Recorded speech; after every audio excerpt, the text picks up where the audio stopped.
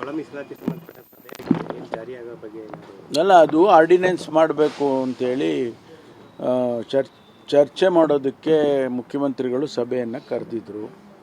ಅಲ್ಲಿ ನಾವು ಚರ್ಚೆ ಮಾಡಿ ಆರ್ಡಿನೆನ್ಸ್ ಮಾಡೋದು ಬೇಡ, ಕಾನೂನನ್ನು ಮಾಡಬೇಕು.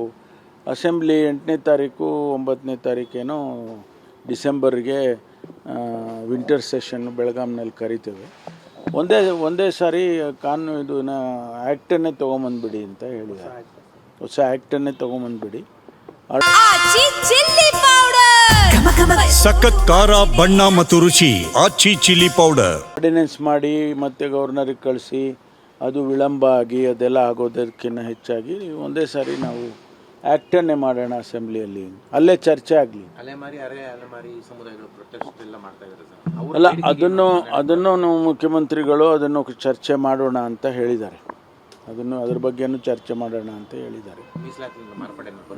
ಗೊತ್ತಿಲ್ಲ, ಚರ್ಚೆ ಮಾಡಿದ ಮೇಲೆ ಏನು ರಿಸಲ್ಟ್ ಬರುತ್ತೆ ಅಂತ ಗೊತ್ತಿಲ್ಲ.